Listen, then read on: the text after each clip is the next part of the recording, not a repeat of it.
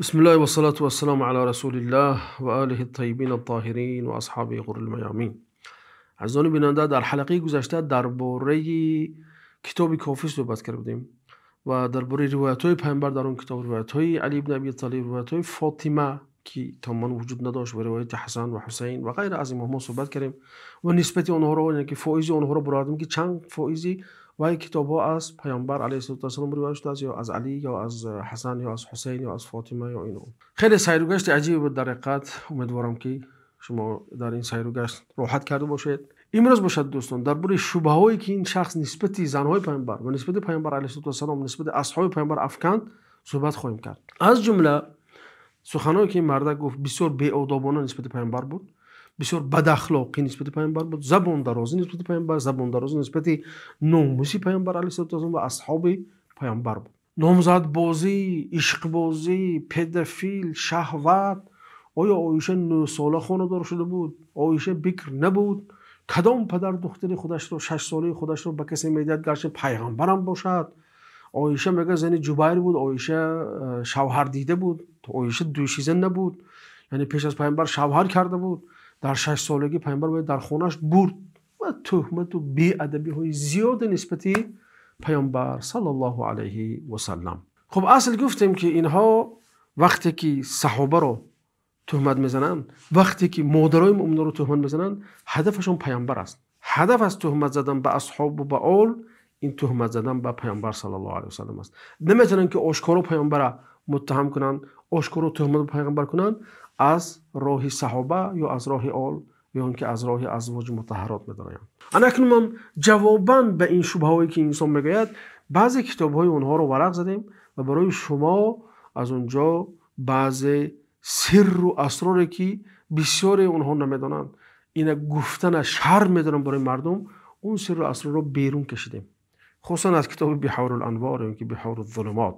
روایتی که ناموس علی رو زیر سوال میبرد، روایتی که ناموس فاطمه رو زیر سوال میبرد و حیای فاطمه رو، پرده اش رو میدراند، روایتی که صحابی بزرگوار سلمان فارسی رو زیر سوال میبرد، ایمانش و تقواش و زهدش رو. این روایت چی است برادران؟ صاحب بحور الانوار خیلی دریسونه در مجلد 43 صفحه 66 میگوید که سلمان فارسی روایت کرده است که روز از منزل خودم بیرون برآمدم بعد از وفات پیامبر علیه السلام، تقریبا 10 روز بود. میگه یکی میگه در راه علی رو دیدم. میگه بعد علی گفت که یا سلمان و جفاوتنا. سلمان گفت نسبت ما بسیار جفا کردی، برای ما زیارتمون نمیآیی، ما رو نمیبینی. بعد گفت که جواب داده، گفتم که آخه من خیلی شما رو جفا میکنم، منم دیگه بعد مرگ پیامبر دیگر به خودم مشغول شدم و اینا.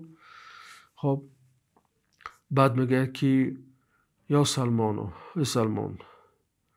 منزل فاطمه را که فاطمه به تو خیلی مشتاق است. بینید مرد به مرد بیگانه میگه که زنی من مشتاق تو هست، گرچه که این مرد اون وقت شاید 75-80 ساله بود سلمان. مگر وجدان کسی، ناموسی کسی، عاریتی کسی میگذاره که موسفه گوید که راو زنی من مشتاق تو هست؟ با راو خانه، یعنی که خودش در کوچه ایستاده از مرد بیگانه خانه خودش میفرسته. بعد میگه که تريد ان تتحفك بتحفه قد اتحفت بها من الجنه، یعنی که یک تو رو میخواد خرسند کند از اون تحفه‌ای که برای از بهشت آمده است. خب بعد اون میگه که سلمان فحرولت الى منزل فاطمه، میگه دوان خانه فاطمه رفتم. بعد میگه دیدم که وای نشسته بود. اینجا دیگر پرده درونی است، پرده درونی از ناموس فاطمه، پرده درونی از ناموس علی، از ایمانی سلمان زیر سوال بردن است. میگه که علیها قطعه عبا، میگه یک پارچه لباس، این که یک لباس بود، یک پارچه بود، میگه در بالاش اذا خمرت رأسها انجلا ساقها، اگر میگه سرش پوشد ساق پاش کشاده میشد. میگه و اذا غطت ساقها، ساق پاش پوشاند اگر انکشف رأسها، سرش کشاده میشد. ساق پوشد سرش، سر پوشد ساقش کشاده میشد. بعد اون گفت که یا سلمان جفاوتنی بعد موت ابی، ای سلمان بعد از مرگ پدرم تو دیگر مرا جفا کردی، دیگر به زیارت من نمیآیی، دیگر مرا نمیبینی. مگر زنی بیگانه برای مرد بیگانه این سخن رو میگه؟ عیناً این سخنی که علی گفته بود برای سلمان. خیلی مرد به مرد گفت میفهمیم که خیلی بینشون چی است. این چرا این فاطمه این گپ میزنه برای سلمان؟ بعد جواب سلمان دیگر مثل تندر است. میگه که حبیبتی اجفاکم، عزیزم، عزیزکم. ببین مرد بیگانه برای دختر پیامبر، برای زنی علی میگه که عزیزکم، عزیزم، نخواد میگه من تو رو جفا کنم. بعد اون فاطمه میگه که خشیم، میگه بس صحبت میشه بینشون. مگر یعنی که انسان عاقل این گپ میزنه، این نسبت دادن اصلا به برای اصحاب پیامبر یک عیب بزرگی است. این غیر از بحور الانوار در کتاب موسوعه اهل البیت سیرت الصدیقه فاطمه الزهرا تالیف سید علی عاشور صحیفه 18 آورده است، غیر از بحور الانوار. یعنی بینه مگر علی میتونست برای سلمان که زنم مشتاق تو هست، یعنی هم مرد بیگانه سرسفید هم باشه بتونه که پای فاطمه نظر کنه، بتونه که موی سری فاطمه رو بینه. علی مگر راضی میشد که زنش بدون محرم مرد بیگانه رو در خونش قبول کنه؟ باز اون پیرمرد میگه که عزیزتی، یعنی که حبیبتی فاطمه، عزیزم فاطمه. تو ای شبه افکن اومدی و پیامبر گفتی که پیامبر پدافیل نازو. پیامبر مگر پدافیل بود که دختر 9 ساله رو گرفت؟ ما را میگیریم روایت از کتابای شما میاریم که علی وقتی فاطمه رو گرفت 9 ساله بود. میشه که علی را پدافیل گویی؟ میتونه کلمه ای که در بالا نامزد بازی و عشق بازی و نمیدونم چه بازی و شهوت و بهوات گپ زده نسبتی حضرت عایشه، چرا نسبتی علی این گپ رو میگه؟ مثلا مرکز الابحاث العقائدیه وقتی سوال اومد که فاطمه هنگام شوهر کردن چند ساله بود، هنگام مردنش چند ساله بود، اینجا گفت که وقتی که شوهر میکرد 10 ساله بود، زیرا که سالی 5 سال بعثت، بعد از 5 سال بعثت پیامبر تولد شده است و وقتی پیامبر وفات کردن فاطمه 18 ساله بود. و خودت هم در نوار، در همون نواری که رد میزدی و در نواری که نسبت صحابه فتنه انگیزی و شبه انگیزی میکردی، در دقیقه 36 گفته بودی که علی با فاطمه در 9 سالگیش ازدواج کرد و اون را یک فخر برای علی تراشیده بودی، به اصطلاح خودت فضیلت تراشی میکردی برای علی. یعنی عجیب مردمید شما. دامادی علی برای پیامبر فخر است، دامادی عثمان که 2 کرات دامادی پیامبر شده فخر نیست. برای خاطر اون که دامادی عثمان رو خط بطلان کشید، مجبور تهمت کردی به پیغمبر، به ناموس پیامبر، به ناموس خدیجه، او 2 دختر رو به یک شخص دیگر نسبت دادی. نعوذ بالله. این ما از کتاب خودتون میاریم که اونها دخترای پیامبر صلی الله علیه و سلم بودن. خب اصلا علی و فاطمه رو با هم کی روبرو کرد؟ یعنی سبب نکاح کردن علی فاطمه رو کس میدونه؟ کشف الغمه ابن ابی الفتح ایربلی میگه که در جلد 1 صفحه 364 ابوبکر بود که چه خیلی دیده، ابوبکر بود که به علی این فکر رو داد. این علمای خودتون میگن، من نمیگم. چه خیلی خودت میگه که من نمیگم، کتاب ابی من نیست، چه خیلی خودت میگی فقط این کتاب. یا اینکه مجلسی در جلد 43 صفحه 130 آورده است که عثمان ابن عفان بدونست که علی پول نداشت، از علی زیرهاش رو خرید، چند صد درهم خرید، بعد پول برای علی داد، بعد زیره گرفت و گشته با زیره هدیه کرد، گفت این هدیه از من است. نمیتونست که یا برای 400 چند برای علی هدیه داد، شاید که علی قبول نمیکرد، مثلا علی رو ناموسش نمیگذاشت که این چه قبول کنه، لیکن عثمان به همین شکل داد. ببینید از خود گذشت کردن صحابه رو، محبت دیگرش نسبت به دیگرش. سعد ابن ابی وقاص دید که علی کم بغل از بشری چیزی ندارد، گفت گوسفندش از من است، گفت ولی مرا گوسفندی ولی مرا سعد ابن ابی وقاص که تشکیل کرده است. و دیگر صحابه نقص خیلی که گوسفند را باز همین کشف الغمه ایربلی در جلد 1 صفحه 375 آورده است. چرا شما میایید و بین صحابه اختلاف میاندازید؟ صحابه‌ای که به هم دیگر علاقه مستحکم داشتن، انسان بودن، البته شاید خطاگی هم میکردن، بینش شاید گپش هم میگذشت، گاهی بینش شاید که یگون نافهمی هم میشد، لیکن این معنی اون نداشت که اونو با هم دشمن باشن. و انسان بودن و معصوم نبودن که دیگه ما گوییم که خطا نمیکردن. این که گوییم که جامعه تمام 100% نمونه‌ای بودن، بینشون خطاکارم بود، گناهکارم بود. بین مثلا گیریم که با صحابه در اون زمان منافقان مثال وای میکردن، ظاهرا خودشون صحابه میگرفتن، این یگونجی پنهانی ندارد. مثلا از کتابای خودی مذهب درباره 9 ساله بودن عایشه و بکر بودن عایشه میاریم برادرها، و شوهر کردن خدیجه اینجوری، چون این شبهه رو بسیار افکن و گویا که بکر بودن عایشه رو فضیلت تراشی دونست و بکری حقیقی یا دوشیزی حقیقی فقط خدیجه میگفت. اما از کتاب خودش میاریم تو اینکه درک کنه. شاید از این کتاب معلومات نداره، شاید که شاید توجیه میشه از اون طرف، نمیدونم. خب خصوصا که وای بسیارتر یا ای برده که سانتی به سانتی میگه، تحلیل کنه، سانتی به سانتی خونه، تاریخ خونه. اینا تاریخ خون در میزان در تفسیر طباطبایی آمده است که میگه که و تزوج بعائشه بنت ابی بکر و هی بکر، با عایشه ازدواج کرد و بیکر بود میگه صاحبش. نیش خیلی دیری شده. بعد اعلام الورا این چنین میگه که و عایشه بنت ابی بکر تزوج بمکه و هی بنت 7. ناز گوش کن، کتابای خودتون است، کتابای معتبر است. میگه که عایشه رو وقت ازدواج کرد پیامبر 7 ساله بود و لم یتزوج بکران غیرها، یگون بکری دیگری غیر از عایشه زن نگرفته از پیامبر. و دخل بها و دخولی پیامبر با عایشه در 9 سالگیش بود در مدینه، بعد اون که 7 ماه بعد از آمدنشون به مدینه بود. این چنین صاحب بحار الانوار در مجلد 12 در مجلد 22 صفحه 202 به همین معنی روایت را آورده است. چگونه که دیدی سودت برادر. این چنین علی اصغری مرواری در کتاب سلسله الینابیع الفقهیه آورده است به همین معنی که پیامبر به غیر از عایشه دیگه زنی بکر نداشت، یعنی که خدیجه بکر نبود وقتی که پیامبر گرفتن. این چنین در کتاب المبسوط فی فقه الامامیه صاحب شیخ الطائفه طوسی هست، میگه که پیامبر وقتی عایشه رو گرفت عایشه دختر بود ولم یتزوج بکران غیرها، و غیر از دیگه زنی بکر نداشت، دوشیزه دیگه نداشت، تنها دوشیزه زنی پیامبر این عایشه هست. خب یه روایت از ابن شهراشوب آورد گویا که ابن شهراشوب گفته باشه که عایشه بکر نبود، عایشه شوهر داشت، عایشه این اون داشت، لیکن طبق معادات خودشون میانن روایت همون چیز تاریخی رو میانن از بالا از پایین قیچی میزنن دیگه، آموختش از دستشون. و ابن شهراشوب اینجا اختلاف خودی هم مذهب رافضه رو آورده است که اونها یک قسم اساسش میگفتن که عایشه دختر بود، عایشه دوشیزه بود، تنها دوشیزه بود. یک قسم دیگرش میگفتن که نه عایشه دوشیزه نبود. خب این خلاف اونا رو نقل میکنه که خود رأی ابن شهراشوب میگه که و عایشه میگه در 7 سالگیش پیامبر رو نامزد کردن، بعد در 9 سالگی با او دخول کردن ماه شوالی، همون بعد از مدینه آمدن. شما ولم یتزوج بکرن غیرها، غیر از پیامبر دیگه زنی، غیر از عایشه دیگه زنی بکر نداشتم میگه. وقتی پیامبر وفات کردن وقتی پیامبر وفات کردن عایشه 18 ساله بود، تا زمان امارت معاویه زنده بود، تقریبا 70 ساله شد بعد از اون وفات کرد میگه.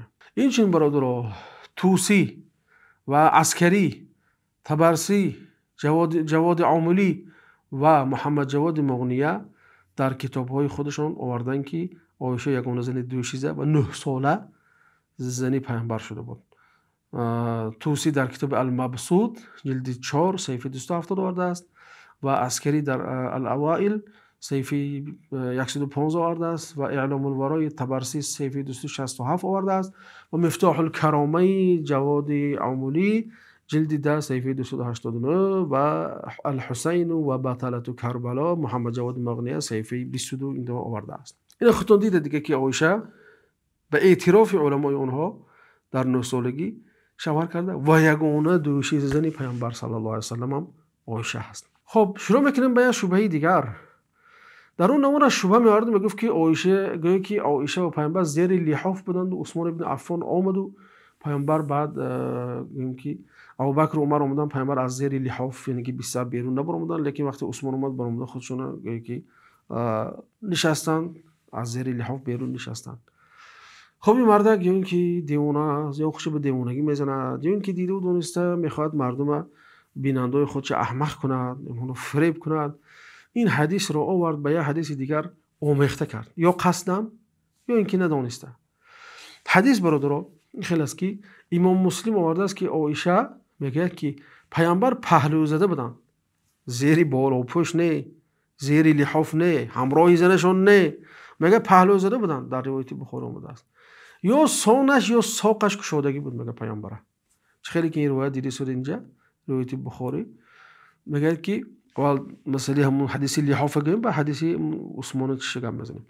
خب یکم اول حدیث ام سلمه رو میارم برادر که آدم عادت داشتن که وقتی پیامبر میخواستن یگان هدیه بفرستن انتظار داشتن وقتی شب و روز عایشه شود بعد همون وقت میبردن. میدونستن که پیامبر عایشه رو بسیار دوست میدارن. برای همین میگن که همین زنهای پیامبر دو گروه بودن، بس اساس رشک بینشون بود. یک گروهش مثلا عایشه و حفصه و دیگر هم پیمانه بودن، این طرف ام سلمه با یک دو نفر دیگه زنهای پیامبر هم پیمان بودن، یعنی که کلان این طرف عایشه بود، کلان این طرف ام سلمه بود. ام سلمه و هم پیمانونش از دیگر زنهای پیامبر در اساس رشک و مصلحت پیشکی آمدن پیش ام سلمه گفتن که پیامبر گپ زدن که آدمایی که حد میبرن اونا فهمونن که بغیر از عایشه بود دیگه زنها دارد پیامبر، چرا پیش اونها نمیبره هدیه خودتون؟ پیش پیامبر ام سلمه همچون نماینده این پیمان اومد گفت که پیامبر میخوایم که همه هدیه گفت خونه ما بیاید. پیامبر رو افتادن، باز تکرار کرد، باز رو افتادن، باز تکرار کرد، باز رو افتادن. بعد گفتن که یا ام سلمه، یا ام سلمه لا تؤذینی فی عایشه، مرا نسبت عایشه اذیت نتی، من آزار نتی نسبت عایشه که تنها زنه هست که زیر بیستر بودم و با او به من وحی نازل شد.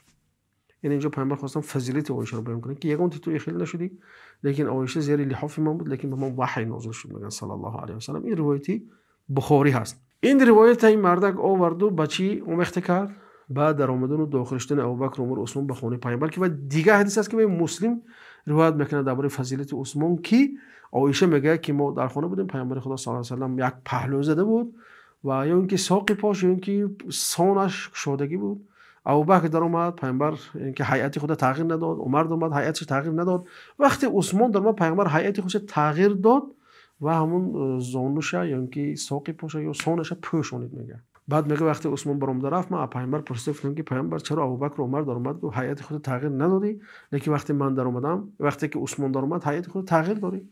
پیامبر گفتن که من مگر شرم نکنم از مردی که از اون فرشته ها شرم نکنم. ببین حدیث درباره چی است و وای حدیث درباره چی است و چرا اینا برقصانه میاد حدیث به هم میزنند. این حدیث به این حدیث میزنند گویا که مردم هم خیلی جلوتیات که پیامبر همه خیلی انسانی بودن که زیر جوگه انسان رو قبول میکردن و با اونها صحبت میکردن، خصوصا با پدر عروس. کدام انسان با پدر عروس خود در همین حالت صحبت میکنه؟ کدام انسان با داماد خودش به این شکل صحبت میکنه؟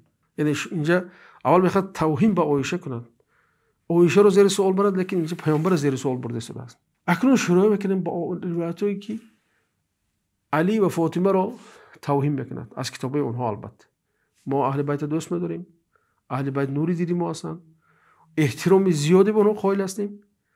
خب لیکن اونها باشن از فرطی غلوی خود یک نسبت‌هایی به اونها میدن که انسان در حقیقت لال میموند از وصف اون، از شرح اون.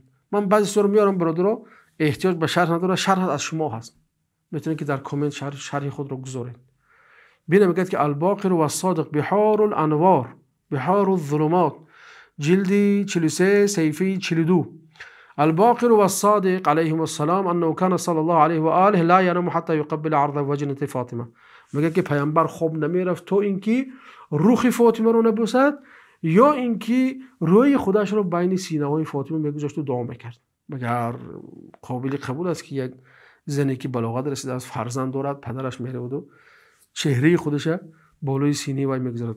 این انسان من نمیدونم چه خیل ناموسش قبول کرد که چنین روایت‌ها رو نسبت پیامبر بافد. این البته ما گفتیم اینا که فابریکه دروغ بافی دارن. همین این کتابش تقریبا 110 مجلد است. بعد از میدونست عصر 11 دیگه است، تقریبا 10 11 است. همین قدر کتاب بافتگی است که همین قدر حدیثای میگه که من این فلان کتاب یافتم، فلان کتاب یافتم، اینو یافتم، جمع کردم میگه همین اینا رو. خب عیناً همین روایت رو کتابی صاحب کتاب ریاض الابرار فی مناقب الائمه الاطهار به نام سید نعمت الله جزایری، بسیار انسان جنایتکاری هست. همین نعمت الله جزایری از انسانی است که میگه که پیامبر صلی الله علیه و سلم لا ینام حتی یقبل وجه فاطمه او یضع او بین ثدیها. تو میگه پیامبر روح فاطمه رو بوسه نکنه که بین سینه های او رو بوسه نکنه خواب نمیره. مگر مسلمان همین روایت رو میارد؟ مگر همین مسلمان بافته میتوند نسبت پیامبر؟ البته در اون فابریکه دروغ انسان‌های غیر مسلمان بودن که میخواستن که با توسط اصحاب، توسط آل و پیغمبر خط بطلان کشن. به همین نمود روایت ها. عیناً همین روایت رو صاحب الموسوعة الكبرى عن فاطمه الزهرا به نام خوئینی همین روایت رو که بحار الانوار آورده است، خیلی دیر ایجاد این مردم آوردگی است. روایت میشد از جابر بن عبدالله انصاری. جابر بن عبدالله انصاری گویه که یک روز پیش فاطمه می رود برای خاطر تبریک کردن فاطمه به تولد حسین ابن علی ابن ابی طالب. میگه که وقتی در اومدم فاطمه نشسته بود، در دستش یک لوح داشت، لوحی میگه سبز بود و خیلی زیبا بود و نورانی بود. بعد فاطمه پرسیدم که این چی است؟ فاطمه گفت که این لوحی است که در اون نام پدرم، نام شوهرم، نام فرزندام و 9 نفر از فرزندای حسین است. یعنی گویا که همین حدیث دلیل بر اون میکنه که نه همین 12 امام نامش اومدگی باشه همینجا. لیکن این حدیث دروغ است، حدیثی بافته است. البته این اول ما در اطراف این حدیث صحبت خواهیم کرد. خب همین حدیث آوردن که بازم بینه این فاطمه تولد کرده، زنی تولد کرده، میدونه چه حال میشود در خونش، نو تولدش دیگه است. فاطمه 13-14 ساله است، جابر یا 16-17 ساله است. مگر نمیتونه که یک مردی مجرد حال زن نگرفته از جابر پیش فاطمه درآید نامحرم؟ روایت هم بینه اونو تنها بودن مثلا، یا روایت از این بیشرمتر روایتی که میگه که جماع در مسجد نبوی. یعنی آیا به اخلاق پیامبر و به اخلاق فاطمه میزبط همین حدیث ها؟ یعنی که ببینید مکانت و منزلت مسجد میخوان زیر سوال برن. و صاحب کتاب من لا یحضر الفقیه و صاحب کتاب وسائل الشیعه آوردگی است که باب تحریم الجماع والانزال فی المسجد غیر المعصوم. میگه که حرام بودن جماع کردن، جماع میدونه چی است، و انزال یعنی که انزال مدی، میگه در مسجد غیر از معصوم دیگر کس حق این کارو ندارن. یعنی مگر پیامبر در مسجد جماع میکردن، یا اینکه علی جماع میکرد بدون خدا، اینکه فاطمه به شوهر خدا جماع میکرد، یا اینکه حسن و حسینی که اون وقت بچهای 3 ساله 5 ساله بودن. یعنی علامتی مثال حدیثی بافتگیشون علامتی بافته و جعلی بودن حدیث شد. یعنی میگه کسی غیر از ما میگه حق جماع کردن در مسجد ندارن. مگر مسجد جای جماع است؟ مگر مسجد جای انزال منی است؟ که شرم نداشته این صاحب وسائل شیعه باب در کتابش مونده است که صفحه 262 باب 154 میگه تحریم جماع و انزال در مسجد نبوی. یعنی که در مسجد برای غیر معصوم، یعنی برای معصوم جایز است، برای غیر معصوم جایز نیست. یعنی میخوام با این فضیلت برای پیامبر و با علی و فاطمه تراشن، لیکن نمیدونن که اینجا فضیلت مسجد زیر سوال برسیدن. چه خیلی گفتیم فبریکی دروغ انسان‌های زندیق رو در بر داشت که اونها این مثلا مذهب رو برای خود یک سپر گرفته بودند و شبهه رو اطراف اسلام میافکندند. همین حدیث رو اینچنین در بحار الانوار جلد 25 صفحه 169 دیده می شود. خب در احتجاج طبرسی آمده است که برادر اینجا ببینید فاطمه همین شب روزا یک نوار برآورده است این مردم شو افکن درباره فدک و خطبه فدکی و دیگر اومد ملاهای تاجیکستان همیشه قد دشنام دادنش موند و گفت که چرا اونها این خطبه را برای مردم نمیگویند، چرا اونها پنهان میکنند، چرا اونها حق نمیگویند. اصلا خطبه فدکی هستی بافته هست. خطبه یک چیز نکرده است فاطمه. اون کتاب سنت اهل سنت این چیز در اطراف صحبت نکرده است. لیکن مردم اومده چی طبق عادت خودش روایت میبرد و بالاش همون خیلی با تاجیکو میگن پر پراوی میچوشد، فسان میکند، قلمفور میچه تو اینکه چی خوشرو نماید برای ایشون نمانده. یعنی بعد اون نمکش توغ رو میکنن بعد برایشون پیشکش میکنن. خب بعد خطبه فدکی مثلا فرضاً فهمون خطبه فدکی فاطمه پیش علی می آید، چون که رفت ابوبکر طلب کرد، ابوبکر رد کرد که پی فاطمه رو درباره میراث مثلا. اینا در ارتباط ما با صحبت میکنیم با فرجه. میگه که آمد خانه دید که علی نشسته است. دیگر فاطمه چی شد؟ خشمگین شد، گفت که یا ابن ابی طالب اشتملت شملت الجنین.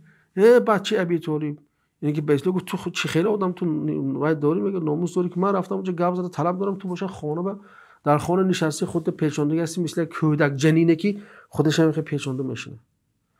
یا میگه که تو در یک کنج خانه خودت زدگی هستی مثل یک انسان جنایتکاری که از همه میترسه باشه، در تعقیب مقامات قرار داشته باشه. این مگر اهانت به علی نیست؟ اهانت به فاطمه نیست؟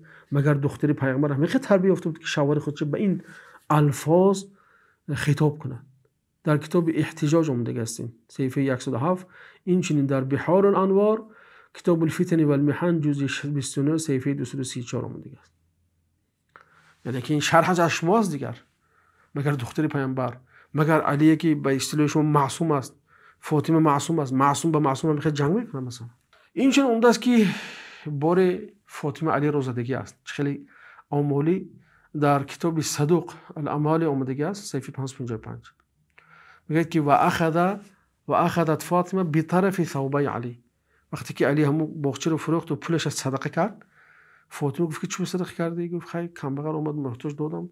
فاطمه غضب کرد، علی رو از چیز گرفت و داد کرد بالا سرش. بعد برای اینا رو از هم جدا کردن گویا که جبرائیل اومد و پیامبر خطاب کرد، پیامبر اومدن بعد اونا رو گفت با اونا گویا که جدا شدن. کم کم آرام شد فاطمه به این شکل. این غیر از صدوق اینجا به بحرانی در مجلد کتاب مدینه المعاجز جلد 1 صفحه 116، بحار الانوار جلد 41 صفحه 46 و شجره توبه جلد 2 صفحه 270، کلمات الامام الحسین شیخ شریفی صفحه 78 و انوار العلویه شیخ جعفری نقدی صفحه 122 روایت کرده است. یعنی که ببینید این مقصد اهانتشون به فاطمه زهرا. میگه که بار جعفر از وقتی از حبشه از حجاز اومد همراهش یک کنیزه که داشت که 4000 درهم نرخ داشت، او رو گرفت به علی هدیه کرد. فاطمه یه روز در اومد که علی نشسته است و سر علی در بغل این کنیزه است. بگو افعلتها یا ابن ابی طالب، اخیری کارت کردی ابن ابی طالب؟ علی گفت که آخه من اشکال نکردم. فاطمه که قهر کرد، حسن و حسین گرفت خانه پدرش رفت. یعنی که بی‌آدابی نسبت خدیجه. وقتی که پیامبر چند روز وحی نازل نشد، پیامبر صلی الله علیه و سلم بسیار خفه شدن، زیق شدن که چرا نمیاد. گفت که لقد قلاک، خدای تو رها کرد، خدای تو رو دیگر از تو جلوش تو برای تو دیگر هیچ چیز نمیاد، یعنی که وحی نخواهد آمد. مگر خدیجه اینکه میگه خدیجه که از روز اول با پیامبر بود، از روز پیامبر آروم میکرد، دل برداری میکرد، این مگر بی‌آدابی نسبت خدیجه نیست؟ خب اینجا دیگر درباره نمونه بی‌آدابی نسبت علی بن ابی طالب و نسبت دادن حقارت و تحقیر و دشنام‌های بسیار قبیح به علی بن ابی طالب صحبت میکنیم. در حقیقت من راستی شرم می‌دارم از برای شما گفتم، آوردنش هم شرم می‌دارم. کتاب رو میاریم از بحار الانوار. خب در بحار الانوار جلد 32 صفحه 87 ببینید، من در حقیقت شرم می‌دارم، لیکن خیلی میگن که ناقل الکفر لیس بکافر، یعنی که کلمه کفر نقل کردن معنای نقل کافر شدن نیست. یعنی که اینجا من میارم، لیکن من در حقیقت شرم می‌دارم آوردنش، لیکن مجبورم برای خاطری اخلاق و آداب اونها نشون دادن برای شما که چه خیلی به اهل بیت تهمت میکنن، به علی بن ابی طالب صحابی بزرگوار پیامبر صلی الله علیه و سلم. ببین بحار الانوار جلد 32 صفحه 87 میگه که علی به مرد خطاب کرد، میگه که یا عاض ایر ابیه، ای اونه که اولاد پدرش رو گزیده است و اینکه در دهانش قرار دارد. مگر علی از برای منبر اینکه بگفته میتونه؟ در بحار الانوار است. در بصائر الدرجات مجلد 6 صفحه 400 اومده است که یک مرد علی در منبر خطبه میکرد، یک مرد اومده که پدرش و برادرش کشته شده بود، بعد گفت که علی رو هذا قاتل الاحبه، یعنی این روایت اصلا بافته خود این قوم است برای خاطر علی رو تعریف کردن که گویا که علی بسیار مشرک رو کشته است، هم مشرکا برای علی دشمن بودن، گویا برای همین خاطر نمیخواستن که علی خلیفه شود. و فنظر الیها فقال لها، بعد علی وقتی این شنید این زنه بس زن میگه نگاه کرد و گفت که یا سلفع یا جربه یا بذیه یا التي لا تحيض كما تحيض النساء یا التي على هنها شيء بين مدلى. یعنی انسان در حقیقت شرم، این انسان همین بنگی و هنگی کوچگی پسترین باشد، این که باشد که برای زن زدن شرم دارد. لیکن علی گویا که از منبر این که میزده باشه، گویا که میگه که وقتی گفت که قاتل الاحبه تو دوستای ما رو کشتی، نزدیکای ما رو کشتی، علی گفت که گفت زنکی فلان، زنکی غر و جلب و اینا اونه که گفت مثل زنهای دیگه حیض نمیبینی، اونه که گفت در همون آلت زنانه تو یک چیزی برآمدگی است به شکلی چی. یعنی من در حقیقت ترجمه کردم شرم می‌دارم دوستان. ببینید به چه درجه حضرت علی رو تحقیر میکنن. کتاب در کتاب بصائر الدرجات مجلد 7 صفحه 400 اومده است. یعنی که در یک کتاب دیگر اینجا اومده است، گفته است که ابن الاشعث میگه که به علی از علی اجازه در آمدن خواست. خب بعد به همون نزد علی وقت اومد، علی گفته باشه که لقشعرت شعیرات استک، یعنی که یک چیزو نقل میکنه، میگه که اگر تو در هم فلان جو میشتی تو پشمهای قفایت که راست میشد از اون ترس که وهم از چیز دیگه. مگر علی همین طور بود؟ مگر انسانی که به اصطلاح دعوای عصمتش داره به همین شکل مرد رو خطاب میکنه؟ این توهین شما کتب شماست. در اهل سنت علی تاج سر است، نوری دیده هست. ما یکم روایت توهین آور نسبت نه علی داریم، نه فاطمه داریم، نه دیگر صحابه ها داریم.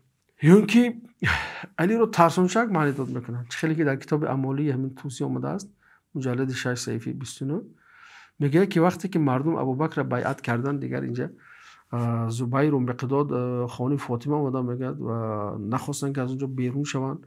بعد عمر ابن خطاب اومد و گفت که اینم حالی در ارتباط صحبت میکنیم در مسئله همون فداکاری این چیز میآید.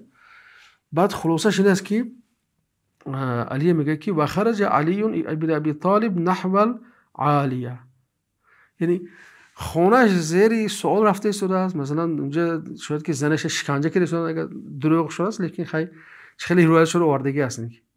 خب انسانی که زنش در شکنجه است، خونش دشمناش رو احاطه کردن، چخیل خونش میگذارد ول میکنند و میرود طرف عالیه، طرف منطقه عوالی میگن در مدینه.